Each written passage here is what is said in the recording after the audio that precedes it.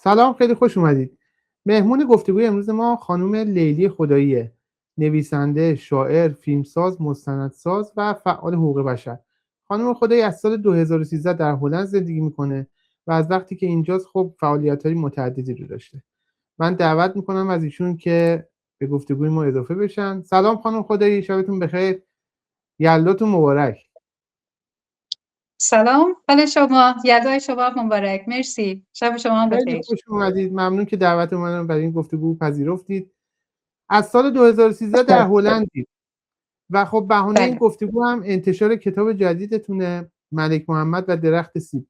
بی ربط هم به یلدا نیست. من تو توضیحاتتون خونده بودم که مثل این که قصه‌ای که شما در واقع کتابی از اون تهیه کردید داستانی هستش که پدرتون در شب‌های یلدا براتون تعریف می‌کردن.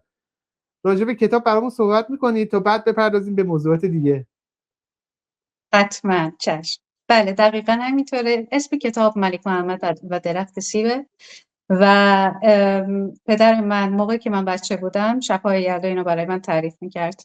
موقعی که 7 8 9 ساله بودم، 10 ساله بودم و به این شکل من یکی از داستان‌های در واقع محبوب من بود. ولی خب من بچه‌ای بودم که همیشه زود میخوابیدم. ساعت 8 9 دیگه به 10 نمیموندم و هیچ وقت آخر داستان رو نمیشنیدم.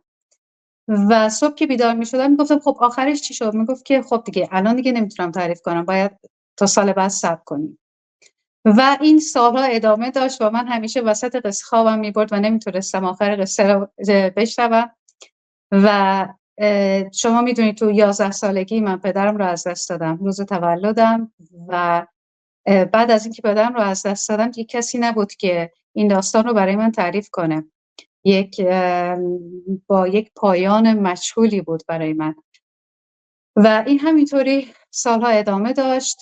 بعدها خب من قبل از اینکه تو 18 سالگی به شیراز برم تو تبریز بودم و از کتاب فروشی‌های تبریز میپرسیدم که کتابی به این اسم هست یا نه، کتاب ملک محمد هست یا نه، و اونا نمیدونستن چی هست. میگفتن نه ما نمیشناسیم این داستان رو. و این همینجا تمام شد، ولی این قصه همینطور ناتمام تو ذهن من باقی موند تا چند سال پیش.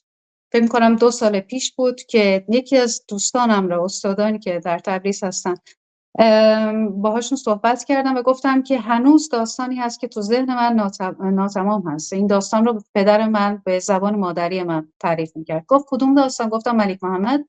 گفت که شاید بتونی اینو توی کتابخونه‌های آذربایجان، چون به زبان مادری ترکی آذربایجانی تعریف می‌کرده، شاید بتونین اونجا پیداش کنید. که من شروع کردم به گشتن با حروف و در واقع به زبان آذربایجانی و توی دانشگاه ادبیات آذربایجان پیدا کردم توی کتابخونه‌اش. ولی یه کتاب قطور از افسانه‌های آذربایجان و این افسانه هم در اون بود با چند صفحه، 8 9 صفحه، خیلی ورژن کوتاهیش بود و من مختصر اینو بوده پیدا کردم. در خیلی واقع. کوتاه بود، بله. آه. و من خوندم ولی خب میدونستم دیگه آخرش چی میشه و شروع کردم دوباره اینو بازآفرینی و بازنویسی کردم. بخشایی رو خودم اضافه کردم و شد تقریبا 82 صفحه. و به و هلندی نوشتید کتاب رو، درسته؟ زبان کتاب به زبان هلندیه، درسته؟ بله کاملا به زبان هلندی نوشتم و اون چیزایی هم که تو اون کتاب بود رو ترجمه کردم و به عنوان اولین کتابم توی هلند که به زبان هلندی نوشته شده چاپ کردم. سختی زبان هلندی از سال 2013 تا الان. خب تقریبا چند سال میشه؟ چند سال الان هلندی دقیقاً؟ من تقریبا 12 ساله تو هلندم و میدونید زبان هلندی زبان چندم من هست، یعنی زبان دوم هم نیست. من آه. به زبان ترکی آذربایجانی، حالا میتونم به ترکی استانبولی هم فول صحبت کنم، به زبان آذربایجانی صحبت کنم، زبان فارسی رو خب یاد گرفتیم، زبان انگلیسی و بعد زبان هلندی. به عنوان زبان چندم یاد گرفتنش برای من هم خیلی سخت بود. بله. بعد داستان کتاب داستانی از اساطیر آذربایجان یا اساطیر ایران؟ یعنی چون من تو توضیحاتتون دیدم یه پیوندی داره با در واقع نمادهای فارسی و ایرانی مثل دقیقاً. جزیره هرمز و خاک سرخ و جق بوته و یه نمادهایی که با فرهنگ و ادبیات فارسی هم یه پیوندی داره. راجع به اینم توضیح میدید؟ ببینید این کتاب مال آذربایجان و ایران الان نیست که مرز داره. خب مال چند صد، این افسانه مال چند صد سال پیشه و همینطور تو شعرهای نظامی هم اگر ببینید ما کاراکترهایی داریم که هم تو ایران مثل سیمرغ، مثل ققنوس، تو ادبیات افسانه‌های ایران هم هست، افسانه‌های آذربایجان هم هست. و بنابراین فکر می‌کنم که این یه تحقیق در واقع بیشتری می‌خواد در این مورد، ولی خب بخش چهارم این کتاب رو خودم عمدن اضافه کردم، ولی این بخش چهارم اصلا تو افسانه آذربایجان وجود نداشت و من کاراکتر خودم رو بردم به طرفای جزیره هرمز، جایی که اونجا بتونم با در واقع با فرهنگ جزیره هرمز، با فرهنگی که در جنوب ایران هست آشنا کنم. و اتفاقا شخصیت اصلی داستان اونجا عاشق یه دختری میشه و با یه چالشی روبرو میشه که خب من الان باید برگردم به دنیای خودم که جای دیگه هست که بتونم پدرم رو، مادرم رو نجات بدم، سرزمینم رو نجات بدم، یا بمونم پیش این دختر، چون تو اون جزیره رسم بود که اگر ازدواج کنی اونجا میمونی و نمیتونی دیگه خارج بشی و وارد یه چالشی شد و باید انتخاب میکرد که خب اینجا بمونم یا برم. و این بخش رو بله خودم اضافه کردم. از تخت جمشید گفتم، از شراب شیراز گفتم، از فرش ایرانی، از پارچه های کشمیر، از طرح‌های ایرانی مثل بوتجاقه و از سنگ‌های در واقع قیمتی که در ایران هستن، از اینها گفتم و یه بخش بسیار جالبی شده، خیلی جذابه. برگردیم به تجربتون در زندگی در هلند، چون به هر حال این بخش هم احتمالاً واسه مخاطبین و کسانی که تجربه مهاجرت دارن حتما جالبه. خود مهاجرت سخته دیگه، اون کسایی که تجربهش رو دارن میدونن و پیوند خوردن با جامعه میزبان هم یه مقدار دشواری خودشو داره، به خصوص جامعه هلند در حال زبان متفاوتی داره. ولی خب رزومتون رو که نگاه میکنیم میبینیم فعالیت‌های زیادی داشتید، فیلمسازی، مستندسازی، فعالیت حقوق بشری. راجع به اینا برامون صحبت کنید. چطور پیوندتون رو با جامعه هلندی شروع کردید؟ یعنی اینکه چجور جذب اون بازار هدفتون، اون علایقتون تونستید بشید؟ چجوری شروع کردید؟ این رو برامون توضیح بدید. ببینید قبل از هر چیزی توی این کشور باید بدونید که خب توی کشور جدیدی هستیم و باید از زیر صفر شروع کنید. برای من زیر صفر بود، چون زبان انگلیسیم هم تو اون سطحی نبود که بتونم تحصیلم رو تو در واقع ادبیات توی دانشگاه‌های هلند ادامه بدم. خب حالا یه پرانتزی باز کنیم، من تو ادبیات کارشناسی، من تو ایران کارشناسی ادبیات فارسی خوندم و تصمیم گرفته بودم که اینجا همون رو ادامه بدم. و وقتی اومدم اینجا به من گفتن که خب باید سطح زبانت خیلی بالا باشه تا بتونی وارد در واقع مستر بشی و اونجا ادامه بدی. و من دیدم که خب اینجا 3-4 سال زمان لازم داره که من زبان هلندی رو یاد بگیرم تا به اون مرحله برسونم که بتونم وارد دانشگاه بشم و مستر بخونم و تصمیم گرفتم که دوباره از زیر صفر شروع کنم و دوباره تحصیلات جدیدی رو داشته باشم. سالهای اول خب شروع کردم.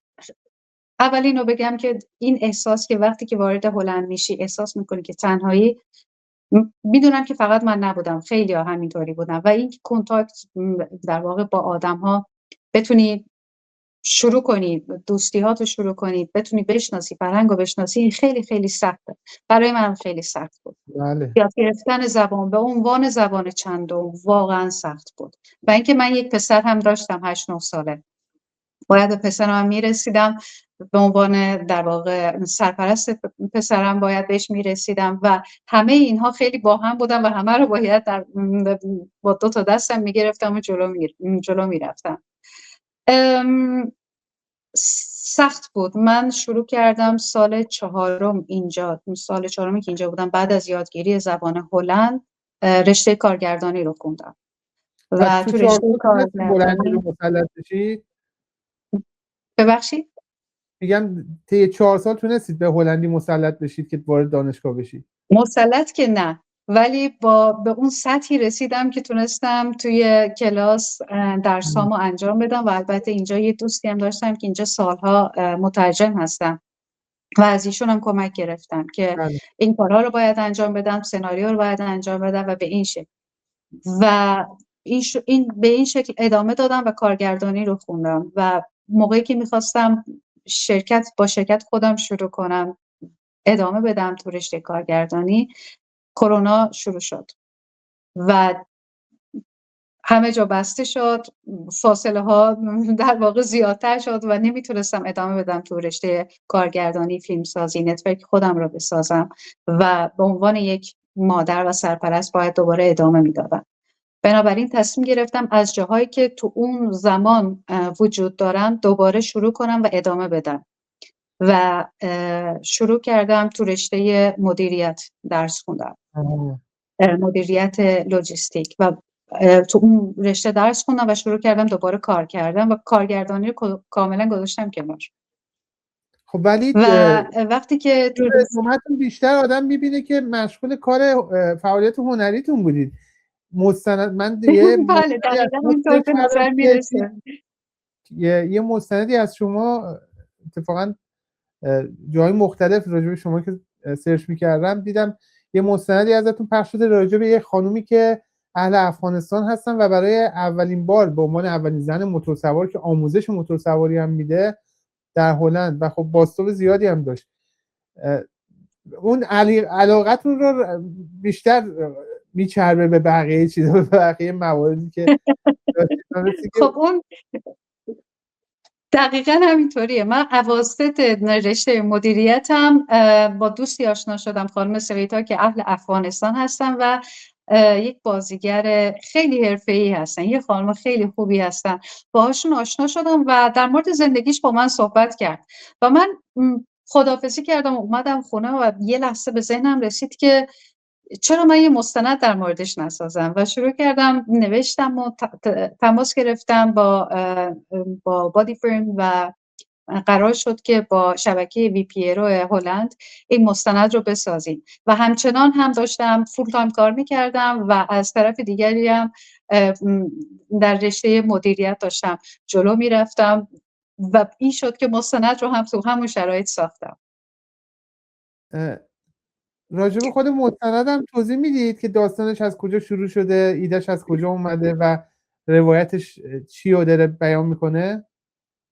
ببینید سویتا موقعی که بچه بود توی کمپ طالبان بود با مادرش و روزهای خیلی سختی رو با هم داشتن تا جایی که مادرش مریض میشه و به خاطر نبودن دارو توی کمپ طالبان فوت میشه و این سویتا اون موقع ضربه روحیه خیلی شدید رو میخوره و افسرده میشه و ناراحت میشه و خب کسی رو نداشته، تنها کسی که داشته مادرش و پدرش بودن و فکر میکنم پدرش قبل از مادرش از اون کمپ جدا شده بود و وقتی که مادرش رو از دست داد هیچ کسی رو نداشت. چون وضعیت جنگ و موقعی که از کمپ میاد بیرون و خودش رو با چه شرایطی سختی‌هایی به هلند میرسونه، شروع میکنه که از اول بسازه، سر پای خودش بیسته و خب دست به رشته‌ای میزنه که تو افغانستان ممنوع بود، موتورسواری.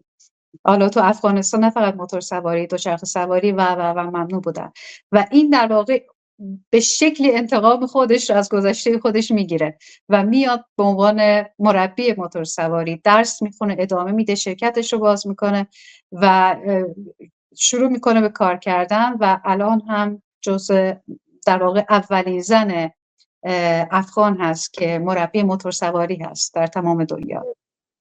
باستاب خوبی هم داشتیم مستند، فکر کنم توی رسانه‌های هلند خوب بهش پرداخته شد، هم موضوع حقوق بشری بود هم موضوع زنان بود، چند تا چیز رو با همدیگه تلفیق کرده بود و به نظرم چیز جالبیه. از این دستکارا بازم تو ذهنتون هست انجام بدید یا کاری جدیدی رو دارید؟ بله الان تقریبا تا نصف راه پیش رفتیم که مستندی در مورد یک خانم نویسنده، حالا اسمش رو نگم چون هنوز فیلم رو تمام نکردیم، مستندی در مورد یک خانم نویسنده میسازیم که دومین سالی که در هلند بود اولین رمانش رو نوشته. سال 2015 اومده، سال 2017 اولین رمانش رو وارد بازار هلند کرده و یکی از رمان‌های پرفروش هلند شده و بعد از اون هر رمانی که می‌نویسه اهل کجا؟ آها.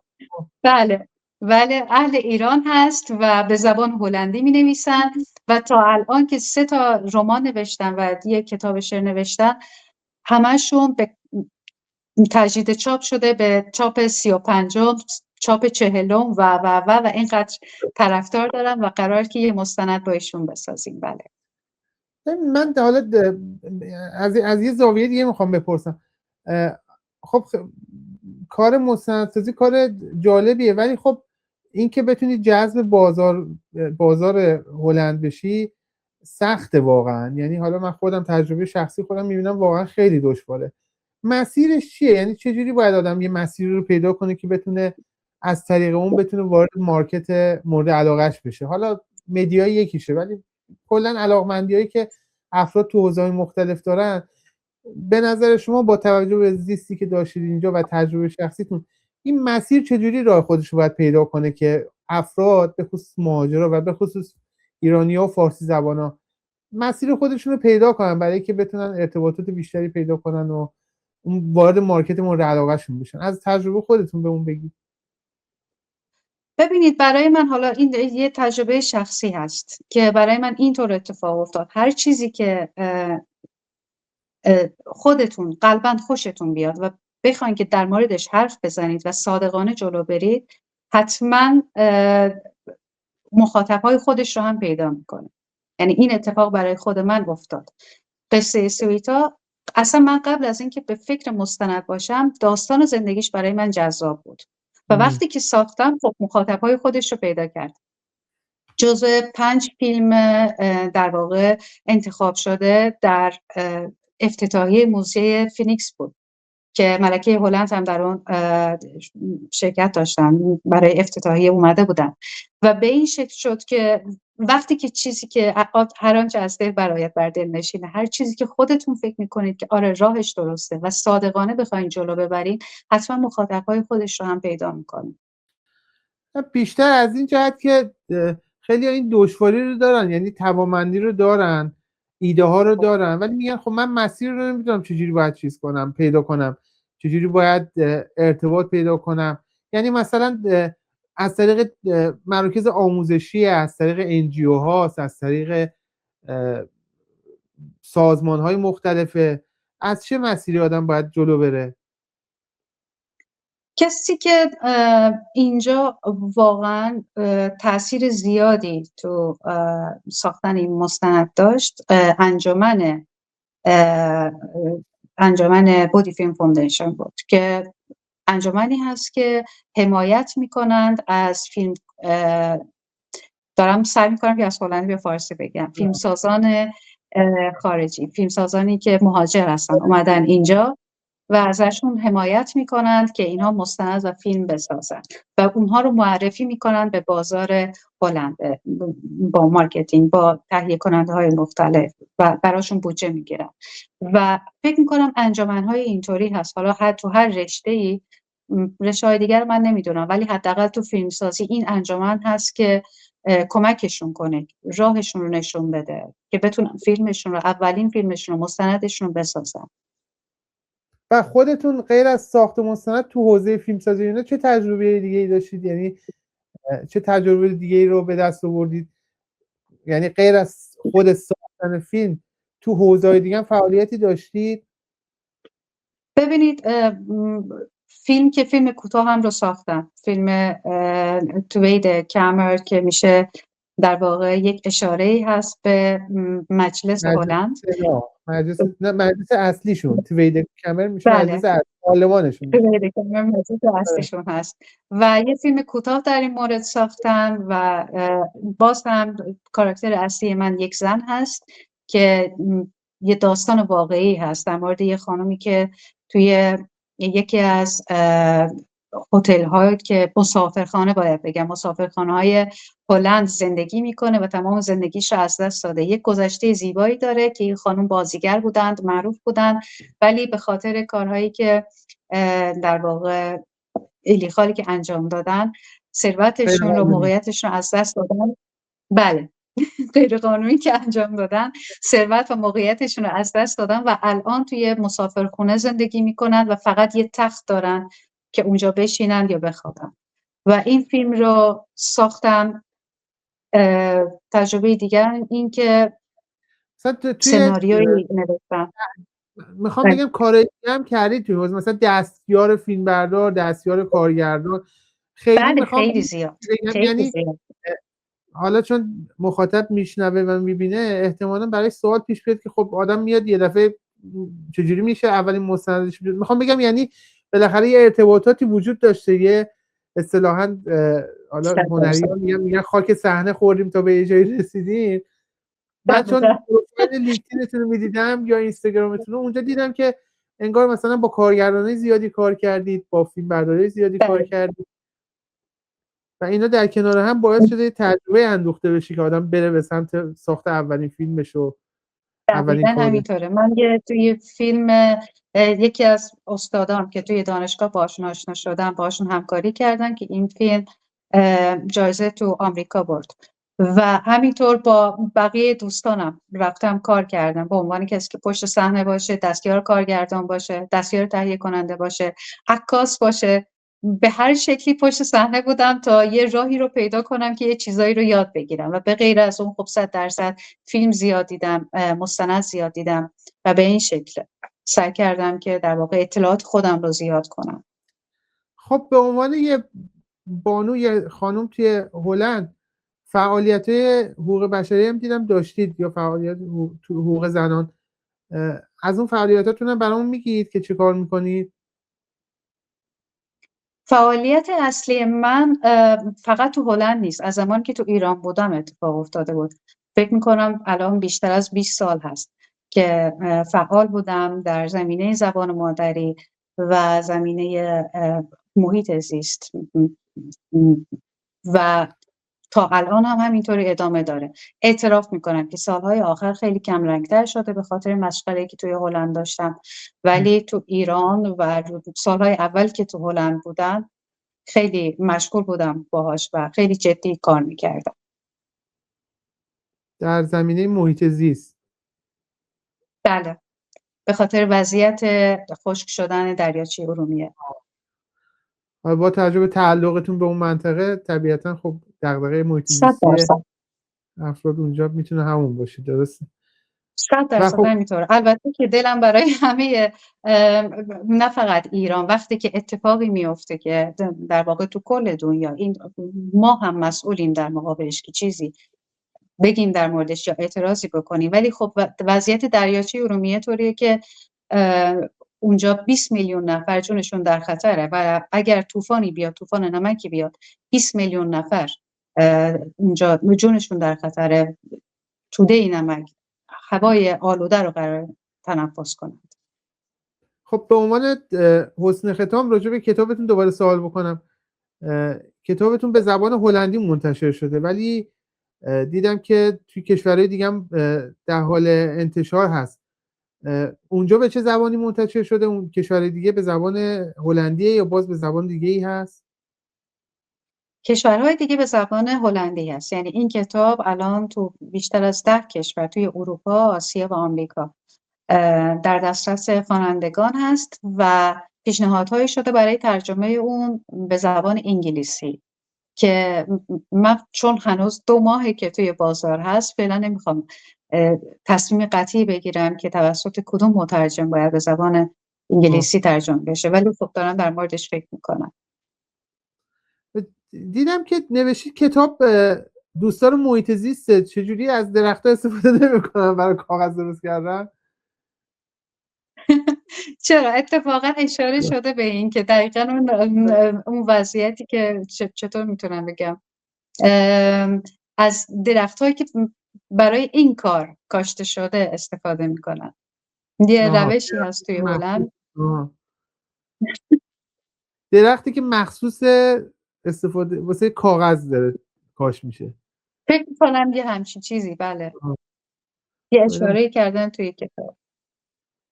خب کتاب ارزشمندی دیدی. به حال خیلی از فارسی زبان‌ها اینجا هستن و ایرانیان البته که دوست دارن بچه‌هاشون که تو هلند دارن زندگی میکنن با فرهنگ و آداب و بله. قصه‌های سرزمینشون آشنا میشن. در این حال به زبان هلندی هم هستن، به درد بچه‌ها میخوره. هم خیلی از ایرانی‌ها میتونن یا فارسی زبان‌ها یا کسانی که متعلق به اون سرزمین هستن به عنوان یه هدیه بدن به هلندی‌ها، حداقل که تا حدودی مثلا بچه‌هاشون هم با این فرهنگ غنی این منطقه آشنا میشن. درسته؟ آشنا بشن. کاملا درسته. و همچنین چون که این کتاب برای بچه‌ها و نوجوانان نوشته شده، از نظر نگارشی و خب از نظر کلمه ها هم به شکل ساده هست. بنابراین کسایی که میخوان زبان هلندیشون بهتر بشه خیلی راحت میتونن کتاب بخونن و خب پر از کاراکترهای ایرانی و آذربایجانی هست و ازش لذت ببرن. خیلی ممنونم خانم خدایی. براتون خواهش آرزوی می‌کنم. موفقیت دارم توی خواهش همه می‌کنم. حوزه‌ای که فعال هستید و امیدوارم که روز به روز شاهد موفقیت بیشترتون باشیم. از بینندگان عزیز که ما رو تا اینجا دنبال کردن تشکر میکنم. برای همتون بهترین ها رو آرزو دارم و مجددا یلداتون مبارک باشه. یلدای شما هم مبارک. ممنونم ازتون. ممنونم. خدا نگهدار. شبتون بخیر. خدا نگهدار.